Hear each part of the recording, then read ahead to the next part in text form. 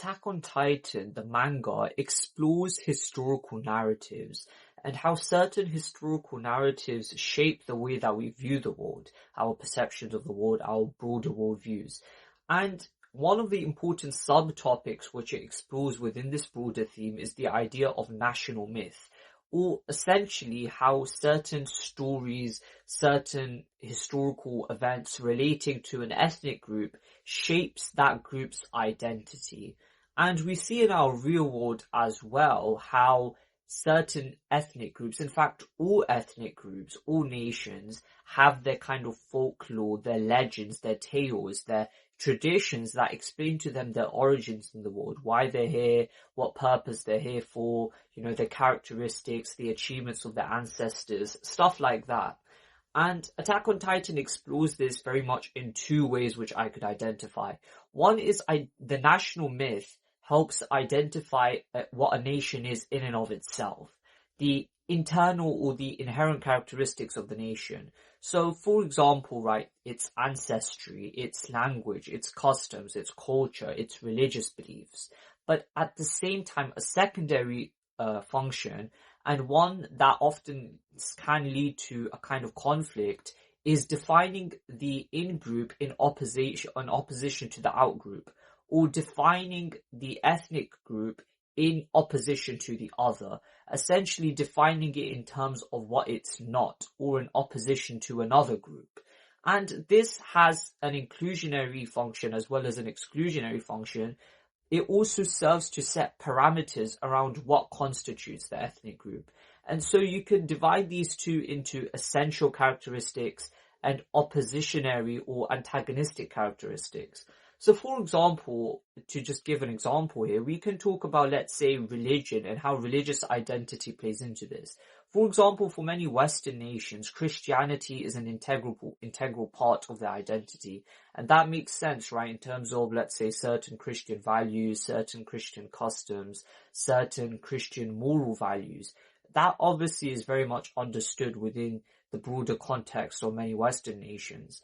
But another function that can also serve is to define it in opposition to what it's not. So, for example, many Western nations may have an opposition to many Muslim countries, or they may have opposition to, let's say, the Indian subcontinent, which is very broadly Hindu, or they follow Dharmic religions, or, for example, in opposition to the Chinese world, which is, in many cases, has different kinds of religions such as Confucianism or Taoism or certain brands of Buddhism as well.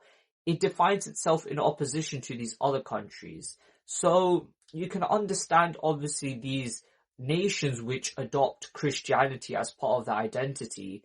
They are defining themselves as what they are inherently, but also in opposition, let's say, to Muslim countries or Hindu countries or Confucian countries, etc., etc. And Attack on Titan portrays this example of these two kinds of principles in a very exaggerated, albeit symbolically real way. And it's an exaggerated form in the story specifically, but it goes to show how this kind of national myth plays out. And it shows the positives of it, but it also shows the negatives of it. Of course, in the example of Attack on Titan, there's the Malians and the Eldians. The Eldians are essentially the Titan shifters, and the Malians are the ones who have been oppressed by the Eldians for most of their history.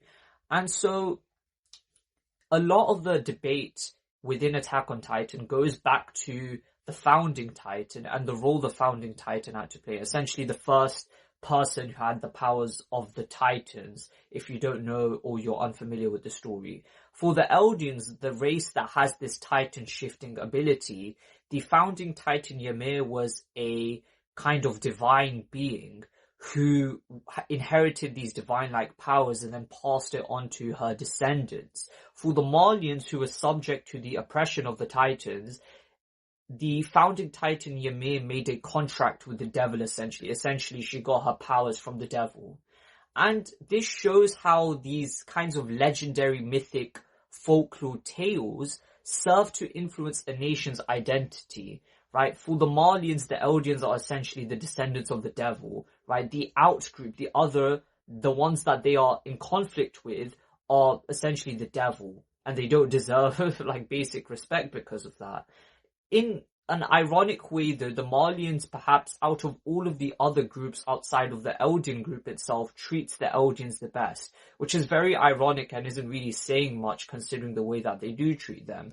But nevertheless, you can understand then why, such a conception, such a historical narrative serves such an important role for the Malian mythos or the Malian ethos, because for them it defines them in terms of what they're not. They aren't the children of the devil, and furthermore it defines the outgroup as the children of the devil. It therefore justifies their 2,000-year conflict with these other group of people, and it justifies their acts of violence against them even. For the Eldians, their idea of the founding titan being a divine-like being essentially gives them a kind of legitimacy. It legitimizes and allows them to morally justify their powers as essentially being a divine gift and being a favor from the gods, essentially. And so you can see how national myth either legitimizes a nation or it dehumanizes and illegitimizes a nation. And two different ethnic groups can have extremely different national myths about the exact same historical event.